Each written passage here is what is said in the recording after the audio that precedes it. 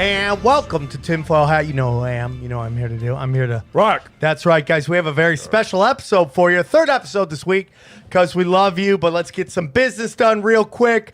If you want to support the show, please go to Patreon. Go to patreon.com/tinfoil hat. I'm putting up 3 hours every week on there, interviewing all my favorite comics and all my favorite friends in the conspiracy world, discussing everything. It's a great way to support the show that allows us to have stuff like this nice studio. We also have the t-shirts available. Go to tinfoilhattshirts.com and you can grab all your favorites. We got the Unabomber's Right, I Killed Epstein, Alien Shot JFK, Psychic Bigfoot, and Once Upon a Time on This Flat Earth. All those are available for you. Great way to support the show. Guys, I'm going to bring in our guest real quick. Okay, joining me as always is my man, my sidekick, my brother from another mother, Xavier Guerrero. What's up? And today's show is sponsored by a very special Twitter account.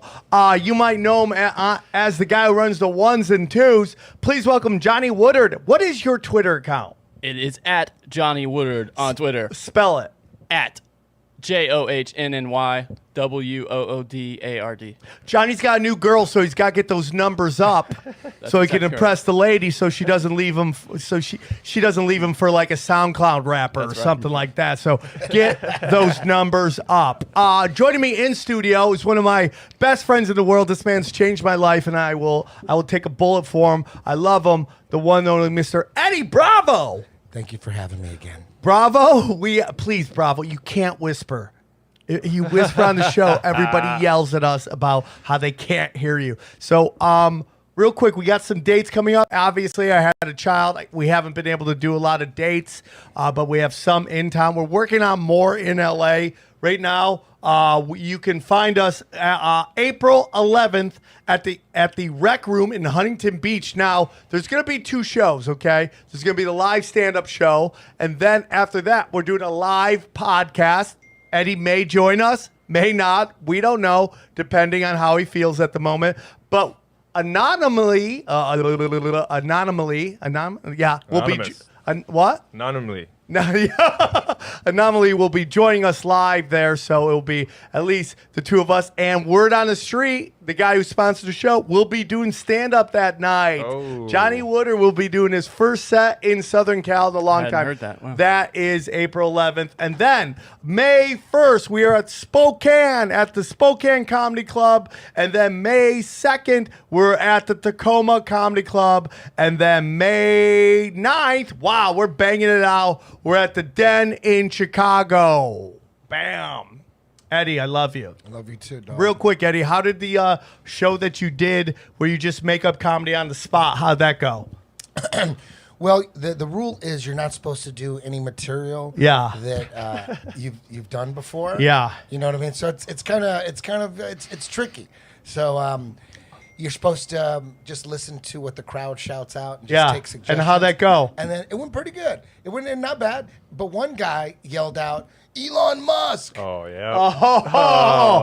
And I was like, damn, I had some material like a year ago on Elon Musk, and I thought about it for 2 seconds. By the way. Should I do that shit? Yeah, you should. Yeah. Should I? Yeah. I did it. Dude, you know, everybody does that. They all act like they just made up something, and they really? do. Oh, yeah, dude. Oh, okay. But you should try to do stuff on the spot if you can. Hey, they yelled out Elon Musk. I didn't. I'm like, could you hear Joe Rogan going, oh, conspiracies in the back? No, I didn't. That was a fun night Tuesday night. Everybody got pretty high, and everyone was having a good time. It was a magical night in the main room. I love it. And I'm glad you're there. And you are actually at the next one, which is Comedy Chaos, February 25th in the main room. Hell You yeah. are, in fact, booked.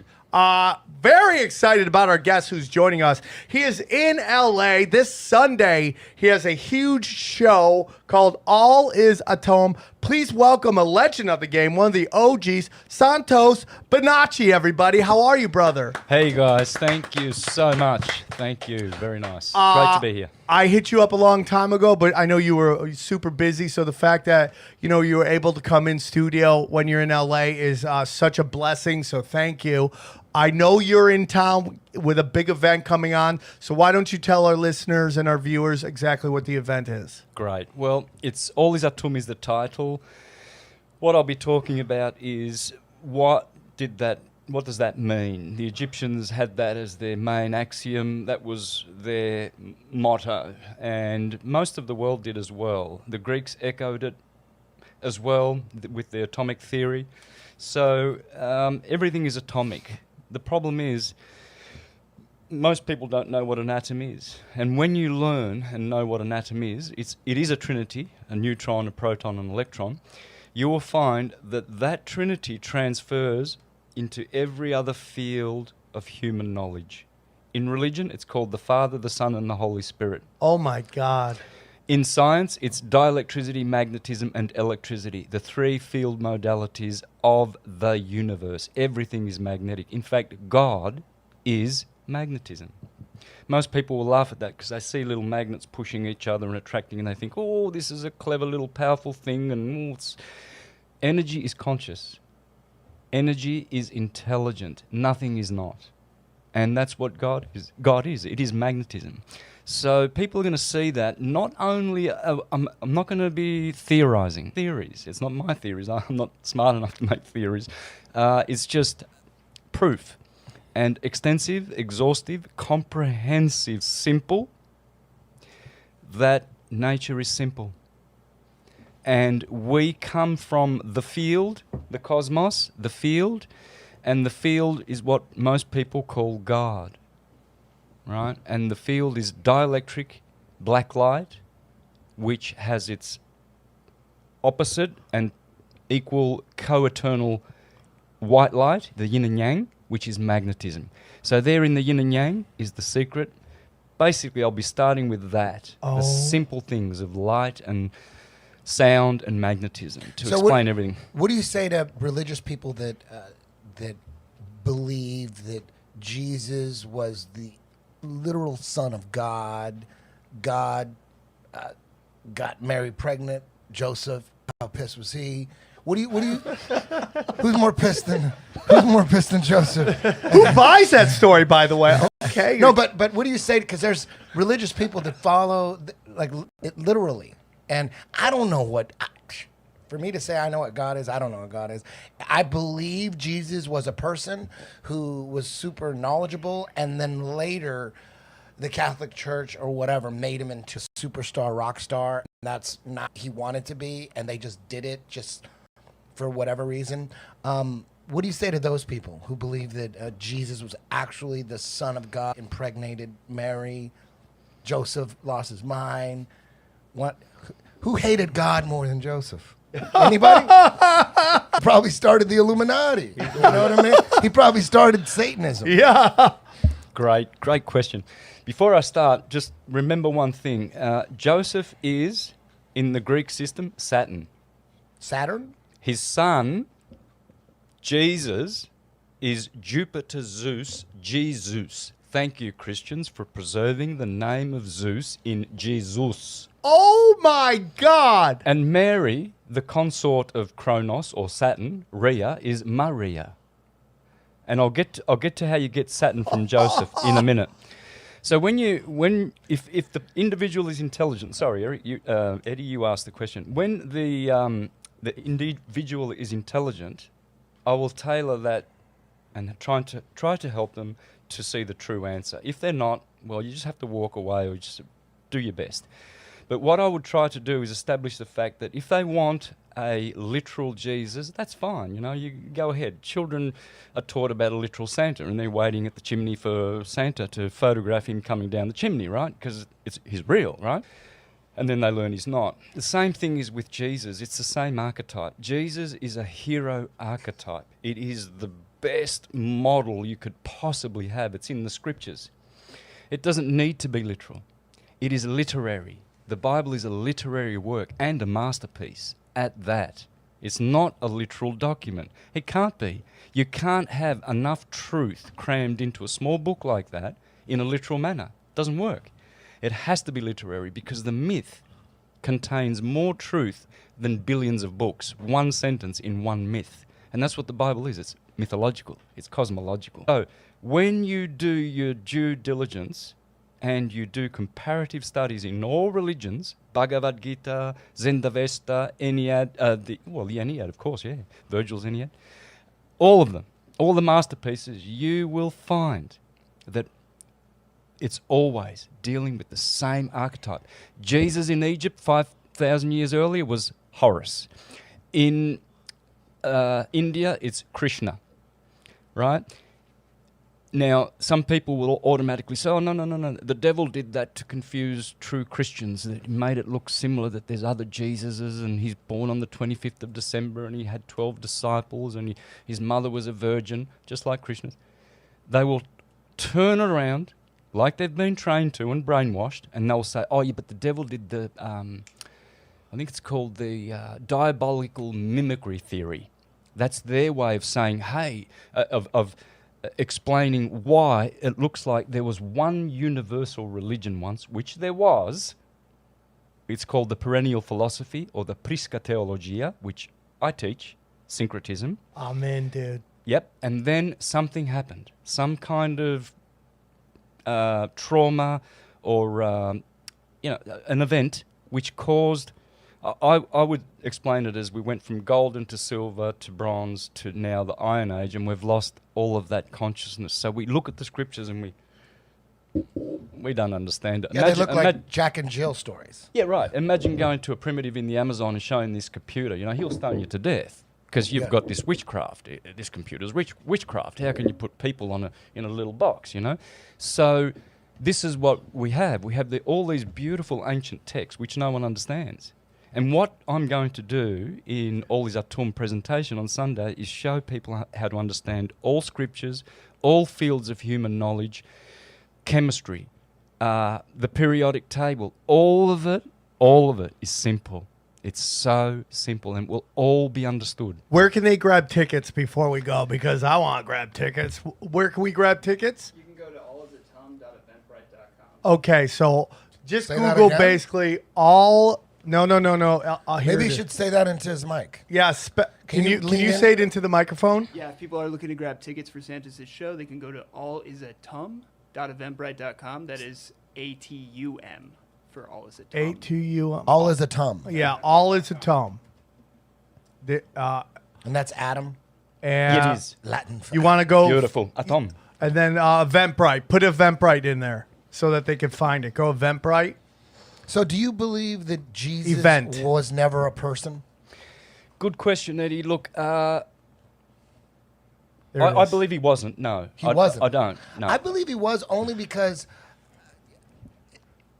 the Jews they believe that Jesus was existed, but he wasn't a god, and Christians turned him into a god. Same thing with Muslims, right? They believe he existed, but he wasn't a god. He was just a person, right? Mm-hmm. So if he actually didn't exist, the Jews and the Muslims would say, dude, you guys are retarded. He never existed. There's no proof that he existed.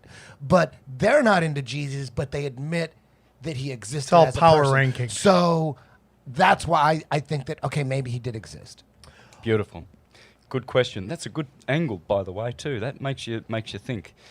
So we've got an Old Testament and a New Testament. In the Old Testament, he's a bad god, right?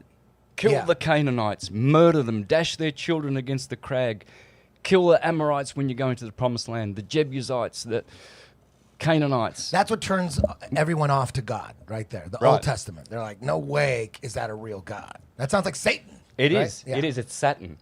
Yeah. Sad. That's why you've got the book of Chronicles in the Old Testament, Chronos. Yes, dude. It's all Chronos. Then you got the New Testament, where Jesus turns up, Jupiter Zeus, the son of Saturn.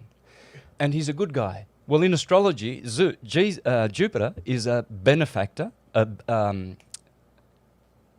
great benefic. Interesting. That was a good slip. Because Jesus is a benefactor in theology. In astrology, he's a greater benefic. Saturn is the greater malefic, bad. Yes. Mal is bad, right? Yes. Okay. So you see the bad Old Testament of the Jews, and then you've got the Christian Greek scriptures. So you go over to the West now, you're over in Rome territory, Greece, etc. Now you've got a Zeus as their hero. You see, Jesus. So he But turns. Zeus is also in the story is the guy who slays Kronos, right? Is that am I correct on that? Exactly. So Kronos wasn't his real daddy, right? You see Right. this daddy issue? It transfers over into the Christian theology. Joseph is the foster father. So how do you get Joseph from Saturn? Well, Sat becomes Set, becomes Seth, becomes Seth.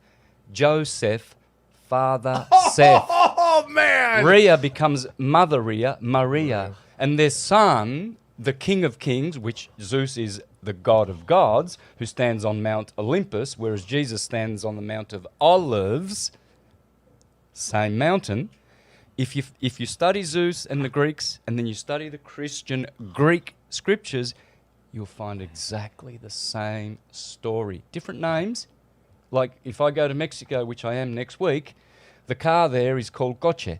I can't use an English word. Where's the car? Get me the car. I have to say coche. But it's the same thing. It's Right. still a Mercedes-Benz or whatever brand it is. It's a car. So if you're calling him Krishna in India and then you're worshipping him as Christ in the West, It's all the same it's the thing. same thing. It's like Eskimos have 40 words for snow. It's all snow though, It's all snow. right? And it's just like the question is there a group of people who manipulate these stories? Meaning, like, if you look at all these religions, right? There's this book inserted that kind of changes the angle or the direction that the religion goes into. We have the Talmud, right? We have the Bible, and as great as the Bible is, it does kind of go a little different than what Christians were doing before that. And then you have the Torah, the Muslim book, the Quran, you know, and they all have these interesting stories where, like, some prophet met an angel, and the angel said something so incredibly holy that they couldn't even write it down. And that these are verbal kind of records of what was said. And it's like, that's a very interesting moment in which there could be a manipulation that changes. And these little verbal records all have a little something in it that helps the other religions get angry at that religion. And then that takes this one religion, divides it into many religions, and now everybody's fighting. Even though in a weird way, they're all worshiping the same religion, but there's little things that each one of them kind of hates, you know, about what the other one's doing. That's right. I was a Jehovah's Witness for 30 years. I remember condemning the Mormons, and because their Jesus is different to the Seventh-day Adventist one. One can drink coffee, one can have alcohol, others churches say no. So to answer your questions, yes, there is a group of people, and those groups are called churches. We need to run away from churches because they're corporatized. They all have their 501c3 registrations. Right. Yeah. Right. Which means they are subject not to God, as the Apostle Peter said. We worship God as ruler rather than men. We will do God's law, which means the law of magnetism, of nature, rather than man's positive law, which you find in books, which doesn't apply to human beings. It applies to the birth certificate citizenship name, which is a Vatican-owned vessel in commerce. So, are we true Christians free, or do we subscribe to churches which have manipulated our own sacred texts, like the Bible, which is my favourite book, and the best syncretism, philosophical, mystical book, and astrological ever written, ever. I was just going to ask you, are there any positives to the Bible? Because it sounds like it sounded like you were like, I'm sure there's Christians losing their fucking mind right now. But now you're saying, you know, you answered the question for me. You're saying it's your favorite book. The books, the sacred books, are our illumination. If you know how to read So them correctly. there's a positive purpose for the book. So there's good stuff. The books are important. Absolutely. The Bible. What's now? First of all, there's so many different versions of the Bible. How do you know which one is the one you should really spend time with? To me, it's like music. There's so many genres of music. You know, I like rock and roll, I like blues, baroque, and I just listen to them all. They're all going to help you enjoy music. When you should have, I do comparative Bibles, so I've got about 8 different versions, so I can just check the Strong's Concordance and see the true root in Greek and Hebrew, which I know and have studied, so I can guide myself as to the true meaning and nuance of that word. Because, you know, you've got some very, very, poorly translated scriptures, like the Jehovah's New World Translation. New World Translation. Yes. I interviewed Jordan Maxwell just Love him. 6 weeks ago. You did last week. Love Got him. that. Thank you Love very him. much. Jordan Maxwell. Yeah. Who's that again? He's an OG. He's an OG of this whole thing, dude. He's, Can I see a picture of him? yeah, Jordan? Well, check out him on there he is. Yeah, that's Jordan right over He's there. wonderful. Which Right one? here, There's right here, black right guys, here, there's right white here, guys? Right here. Oh, okay. Right here. He's wonderful, dude. He's wonderful. What's his He was breaking down. He has talked about how the Vatican is probably the source of a lot of power. You were bringing up the birth certificates and stuff like that. Jesuits. He talks about how, like, the swastika is an old Indian sign of peace that you actually find in many very ancient synagogues. Yeah. And again, this comes back to kind of what I want to talk to you about, how what is up is really down.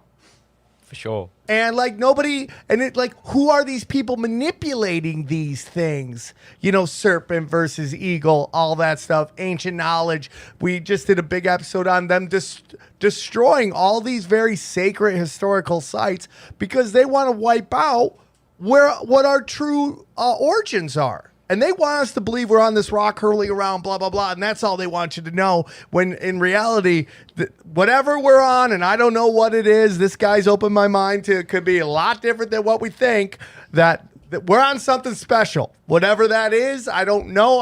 I'm open to mind to learn, but there's a lot of information out there that they don't want you to know. And that the Vatican or the black nobility or the House of Windsor or whoever it is has been manipulating all these stories over time.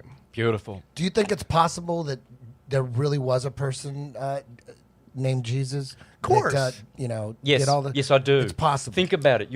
Are you from Latin America? I believe you are. Mexican. Mexican. Okay. Yeah. How many Jesuses are there?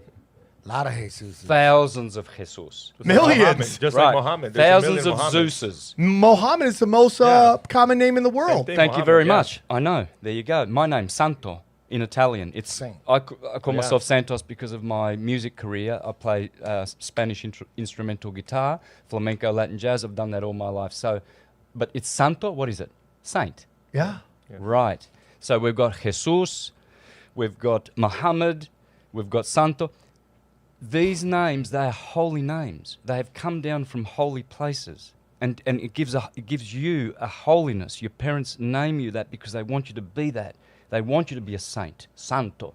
They want you to be Jesus, a benefic, a charitable planet, Zeus, Jupiter, very benefic, good rays of light, whereas Saturn's rays are cold and dry, very constrictive. Jupiter's are hot and moist. So to answer your question, Eddie, because I know this is a very important one before we go on, yes, there were. And there would have been someone that was a standout named Jesus, because the Essenes, think about it, the Essenes and the Therapeutai, they were there in the Middle East hundreds of years before the Romans tell us that Jesus incarnated, and they were worshipping a guy called Esa. Well, in Arabic, the Esa is Jesus, Jesus. So the Essenes were talking about Jesus and this character. The Nag Hammadi Gospels had him thousands of years in Egypt. Everywhere you go, there's many, many, many, many Gospels of Jesus, Yeshua, Jesus, Chesa, Esa, Yesa. It's the essence.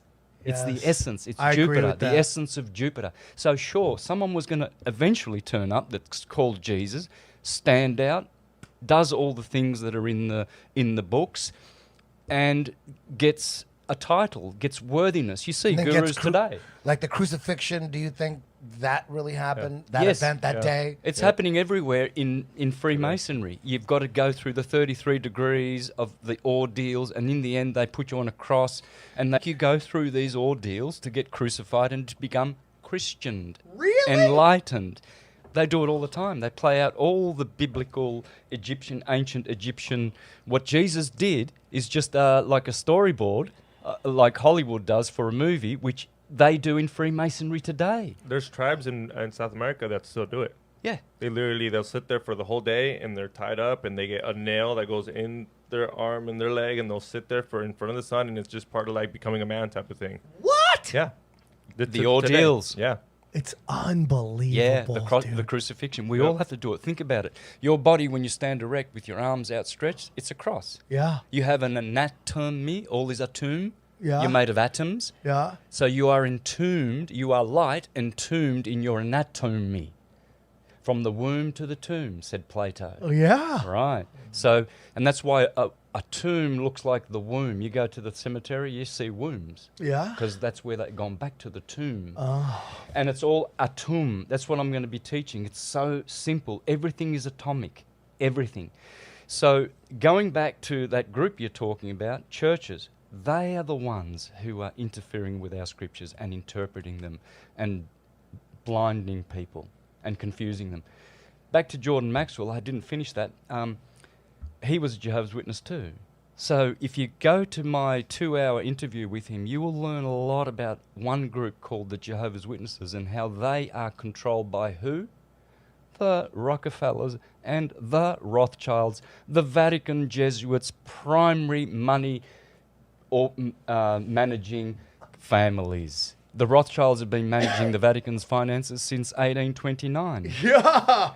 They are the ones who are screwing with the Bibles. They are the ones. Jordan Maxwell revealed that when he was living in LA, the witnesses would have conventions here, and he was in the group of the inner circle. He would go to their functions, etc.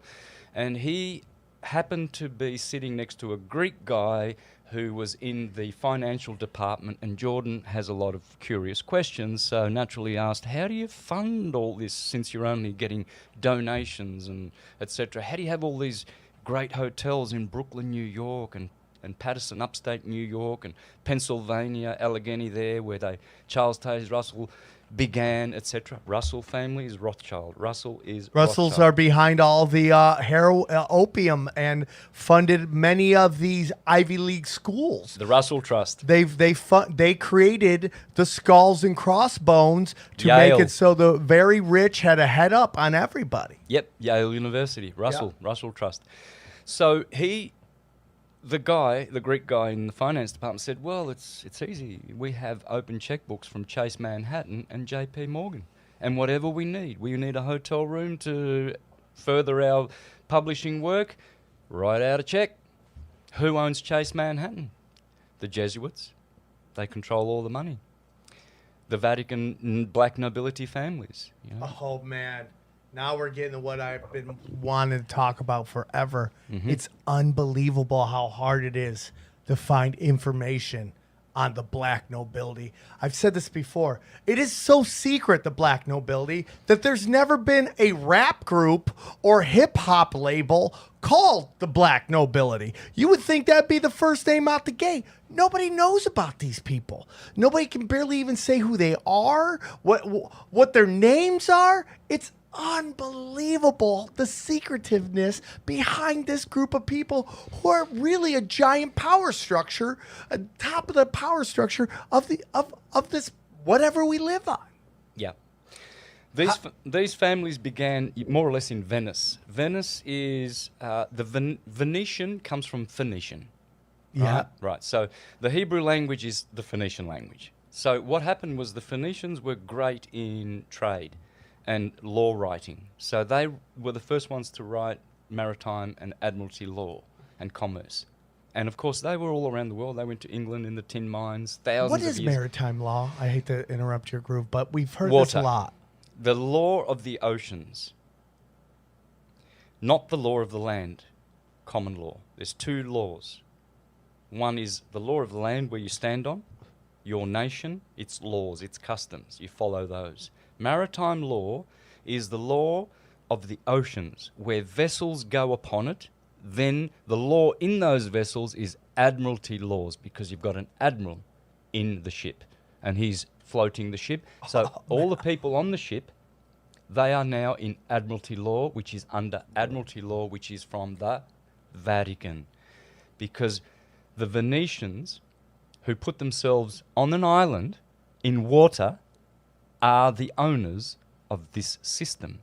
And what they've done is they've put you on there because you've got a citizenship. They've put you on there, you. We've all got a birth Ship. certificate, right? With the all caps name. Now you have a citizenship, you are on the ship. You're doing commerce, and they are doing commerce with your name. Your birth certificate is a bond. You are a billionaire. If you check in the website called, there is a website where you can check your stocks. If you put your birth certificate number in, I've checked mine, billions of dollars You're worth billions? on the stock exchange. Yes, yes. That's why when the cops get you, they want to fine you. They want and take you to court. They want your all caps name, especially your surname, not your Christian name. That's yours. Remember, Jesus said, "In my name you shall be saved only." In other words, not the surname. You didn't copyright it. The Vatican did. It's Crown, Kronos, copyrighted. All these people who work for the Crown, man. they are working for Satan. Kronos. Kronos. Crown. Kronos. He's the one with the crown. He's the one with the rings. As Virgil said, only Saturn has the crown. Saturn is the crowned one, the coronado. Oh my God. So they work for the crown, they work for Cronus, they work for Satan. The bar, the Jesuits, the Freemasons, it's all one. What is big Satan? group. Saturn. And what is that? Is that like an entity? Is it a person, or is it just It's just a belief system. It's right? all Metaphor. evil entities who do the will of Satan. Is It's Satan, not one entity. No, demons are entities. Yeah. And what's Satan though? Is Satan the opposite of? Is there an opposite of Satan? Like, that would be God, right? Yes, it would be. It would be Jupiter, because in the world, in our cosmos, there are 7 planets.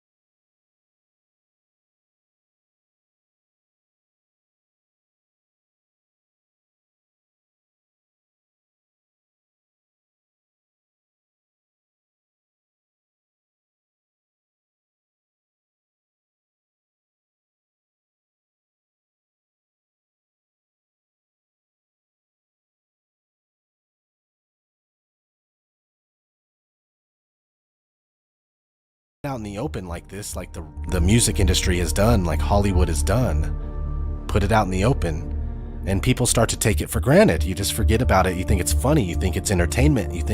You forget how real this all is. Johnny Cash, or JC, right, has a song and music video called God's Gonna Cut You Down, dedicated to the sad celebrities that sold their soul. You gotta watch the video. It's blatant.